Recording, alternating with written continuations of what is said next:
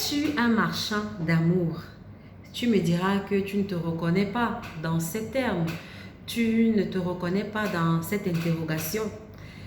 Laissons un moment et permets-moi de creuser la réflexion et nous reviendrons vers cette question. Vous savez, le système capitaliste a ceci de particulier qu'il fait la promotion du libre-échange.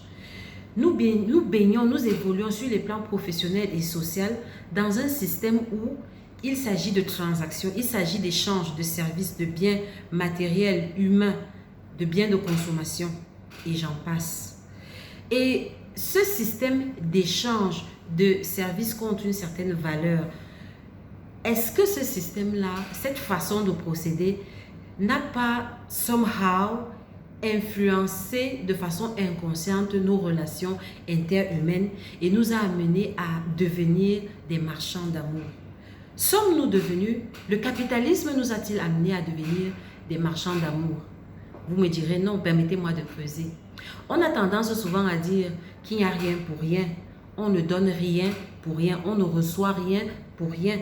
Tout est échange de valeurs, de services. Est-ce que cette façon de réfléchir ne s'est pas de façon inconsciente imprégnée dans nos relations interpersonnelles, nos relations avec ceux qui nous sont chers? Vous me direz, vous ne pensez pas? Alors, il sera question de ça tout au long de cette vidéo. Il sera question pour moi de vous amener à pousser votre réflexion et à voir si, de façon inconsciente, vous ne vous êtes pas retrouvés, vous n'êtes pas devenus des marchands d'amour. Et cela, je vous amènerai à développer cette réflexion au travers d'une histoire personnelle que j'ai vécue qui m'a justement amené à faire cette conclusion. Jusqu'à tout récemment, dans ma façon de gérer mes enfants, j'étais toujours dans la performance. Je me disais, je dois être une super maman, je dois être la maman de leurs rêves, je dois être la maman qui leur apporte tout ce dont ils ont besoin. Et somehow, mes enfants me reconnaîtront en tant que leur maman ou alors mes enfants me seront plus attachés. Vous me direz que c'était un peu bizarre comme façon de penser, c'est vrai, c'était bizarre. Mais franchement, jusqu'à tout récemment, c'était ma façon de penser.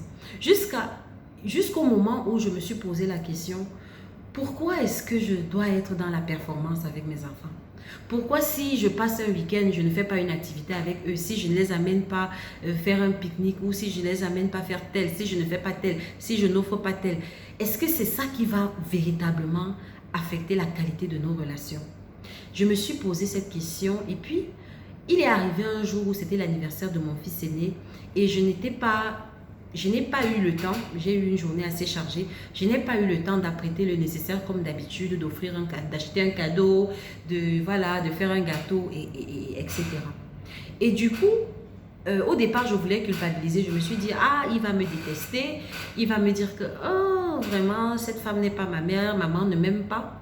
Et puis, en creusant la réflexion, je me suis dit, l'amour ne s'achète pas. L'amour ne se marchande pas. Ce n'est pas en faisant X ou Y que mon fils va m'aimer. Mon fils m'aime parce qu'il est mon fils. Et cette vérité fondamentale ne dépend pas de ce que je lui donne ou pas. Et je me suis posé la question, mais c'est pareil avec mes parents, ma mère ou mon père. La relation, ce qui me lie à eux, n'a rien à voir avec ce qu'ils m'ont donné ou ce qu'ils me donnent. C'est une relation qui est, si je peux dire entre guillemets, gratuite. Ah, le gratuit. Cette notion du gratuit est devenue tellement tabou dans le système capitaliste que on a toujours l'impression que même en amour, quand je dis amour, c'est nos enfants, ceux qui nous sont chers. Même en amour, on a tendance de façon inconsciente à penser que rien n'est gratuit.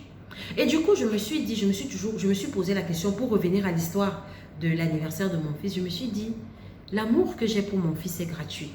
Ça veut dire que l'amour que mon fils a pour moi est gratuit. Voilà la vérité. Et du coup, c'est comme si quelque chose s'était déverrouillé dans ma tête. Et j'ai passé cette journée sereine avec mon fils. Et à ma grande surprise, il n'a pas semblé le moins du monde gêné ou attristé du fait que sa maman, qui a toujours été au four et au moulin pour ses anniversaires, ne le soit pas pour cette fois-ci.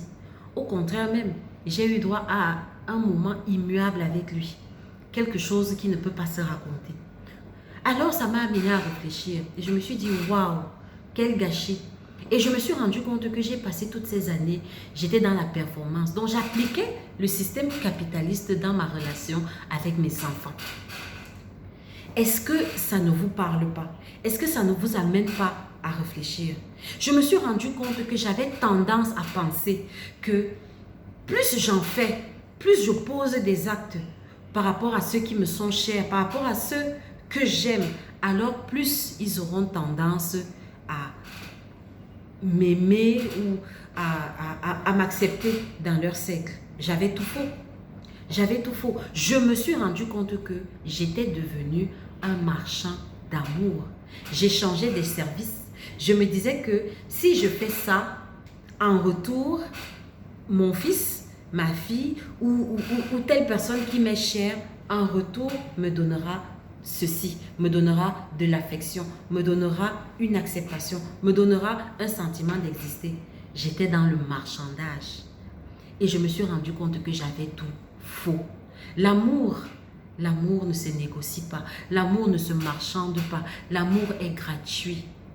Et depuis lors, depuis ce jour-là, c'est comme si quelque chose s'était juste ouvert dans ma tête. Et j'ai juste réalisé que en matière de relations interpersonnelles, oui, les relations s'entretiennent certes, mais il y a un fond, il y a une fondation, il y a une base. Cette base-là, elle est gratuite.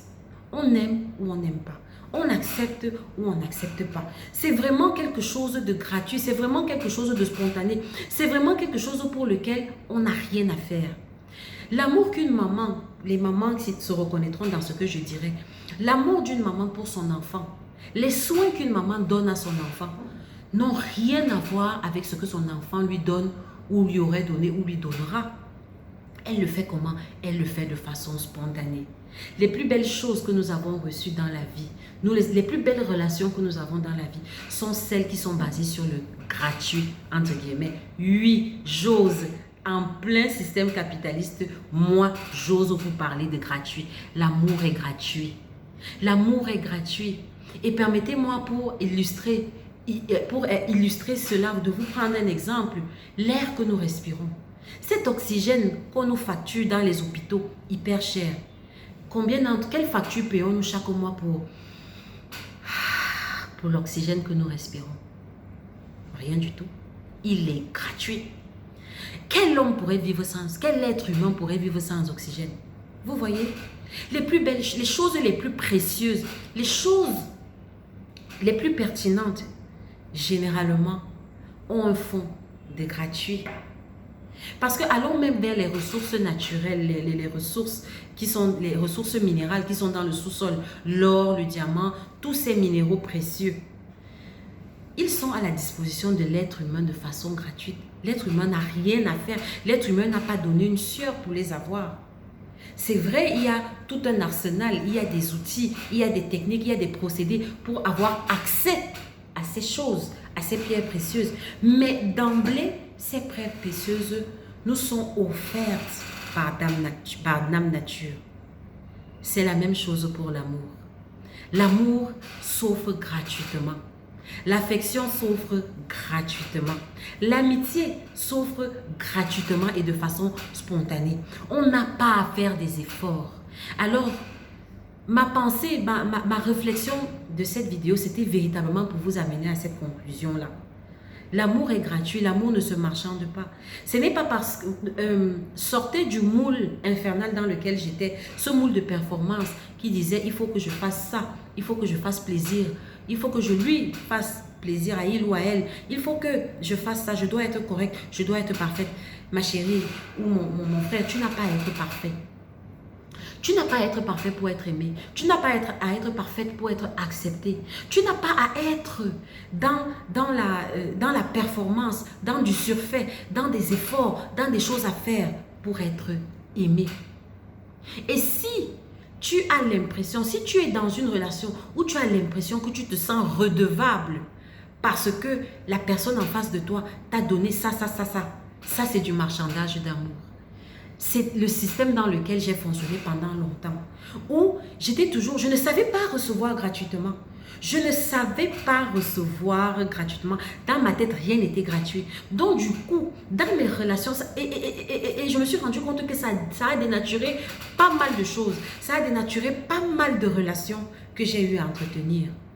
Tout simplement parce que dans ma tête, j'avais pour programme, rien n'est gratuit. Ça veut dire que si, de façon spontanée, quelqu'un qui m'est cher, quelqu'un de mon entourage proche, un frère, une soeur, un cousin, une cousine, je sais pas quoi, venait un ami, une amie, venait et m'offrait quelque chose, moi dans ma tête, puisque je fonctionnais avec le paradigme selon lequel rien n'est gratuit, dans ma tête, immédiatement, j'allais enclencher un processus pour essayer de compenser, pour essayer de payer à cette personne la chose qu'elle m'avait offerte de façon spontanée. Et vous voyez, ça dénature les choses, ça devient une transaction. Donc, en fait, je me suis rendu compte que ce que je pensais entretenir ou avoir et que j'appelais relation, en fait, c'était des transactions. C'était des transactions.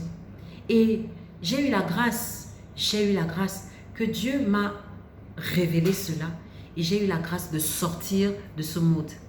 Le système capitaliste ne s'applique que sur le plan professionnel. Mais une fois que vous rentrez dans vos relations interpersonnelles proches, je parle bien de vos cercles d'intimité, je parle de vos amis, je parle de vos frères, de vos sœurs, de ceux qui vous sont chers, de ceux que vous portez dans le cœur. Analysez vos façons de procéder avec eux. Apprends à recevoir. Si comme moi, tu t'es retrouvé dans le donner, à un moment donné, il faut faire pause. Et il faut recevoir parce que tu le mérites. Parce que tu es un être humain. Parce que toi, à toi seul, tu es suffisant. Comme on dit en anglais, you are enough. You are enough. You don't have to be une version, excusez-moi de mélanger les langues. Tu n'as pas à être une version surfaite de toi-même. Toi, tout seul, tel que tu es, version nature, ça suffit. Apprends à recevoir l'affection. Apprends à recevoir l'amour sans rien donner en retour. Et c'est ce que j'ai commencé à faire. Devinez pas quoi, mais je me suis mise dans ce moule. J'ai dit, ok, je vais commencer à recevoir sans rien donner. Et vous ne pouvez pas savoir, vous serez étonné des expériences surprenantes et merveilleuses que vous allez vivre. Depuis que je me suis mise dans ce moule, dans cette façon de penser, j'expérimente des choses qui ne se décrivent pas. Et je me rends compte que je me suis perdue. Je me suis rendu compte que je me suis perdue pas mal de temps à fonctionner à contre-courant. Parce que entretenir des relations interpersonnelles qui sont basées sur des transactions, tu me donnes de l'attention, alors en retour, je me sens obligée de te donner de l'attention. C'est dénaturé, ça ne nourrit pas. Ça ne nourrit pas l'être intérieur, ça n'enrichit pas, ça n'édifie pas. Et ça fait plutôt une fatigue mentale. À un moment donné, on se sent juste fatigué, on se sent juste irrité, on se sent juste frustré sans trop savoir d'où cela vient. Parce qu'on n'a pas été nourri. Alors, il faut faire un reset. Comme la présidente du FMI a dit le 3 juin dernier. Il faut faire un reset. Je vous invite à faire un reset. À faire une remise à jour, une mise à zéro, à réévaluer toutes vos relations interpersonnelles. Et vous serez surpris des dynamiques inconscientes, des relations, des transactions que vous avez menées avec vos proches, avec ceux qui vous sont chers, sans vous en rendre compte. L'amour n'est pas un libre-échange.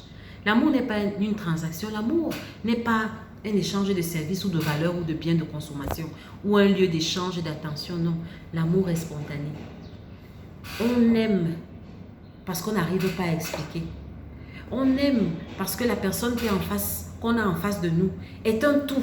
Est un tout avec ses imperfections, avec ses plus, avec ses moins, est un tout qui nous plaît.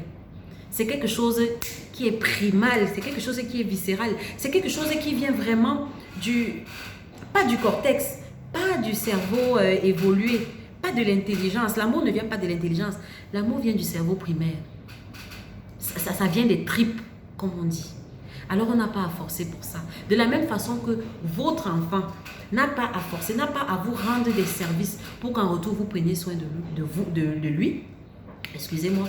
Alors, toi, ma soeur, tu n'as pas à faire X ou Y pour recevoir de l'amour, de l'attention, une écoute de la part de X ou Y. Oui, je parle d'expérience. Tu n'as pas à faire ça. C'est gratuit. Et si tu te retrouves dans une relation, que ce soit une relation sentimentale, que ce soit une relation amicale, que ce soit une relation fraternelle, où tu identifies que tu as fonctionné selon ce mode, je te dirais comme les Ivoiriens, quitte dans ça. Quitte dans ça, ma soeur. Quitte dans ça, mon frère. L'amour n'est pas une marchandise. Alors, je vous repose ma question. Es-tu un marchand d'amour? Tu as trouvé une réponse, certainement. Pour ceux qui répondent non à cette question, je vous dis bravo. Franchement, chapeau. Mais pour ceux qui se retrouvent dans ce dans quoi je me suis retrouvée, je vous dis qu'il y a de l'espoir. Le plus important est de reconnaître et de faire un diagnostic de sa situation. Et une fois que vous avez fait un diagnostic de votre situation, alors tout simplement, mettez vos étapes en marche et sortez de ce mode-là. Sortez de cette transaction relationnelle. Sortez du marchandage affectif. L'affection ne se marchande pas. S'il y a une chose que vous devez retenir de cette vidéo, l'affection, l'amour et l'attention ne se négocient pas. Elles sont gratuites. Je suis Marie Diakono. On se retrouve pour une prochaine vidéo. Ciao! Bye bye!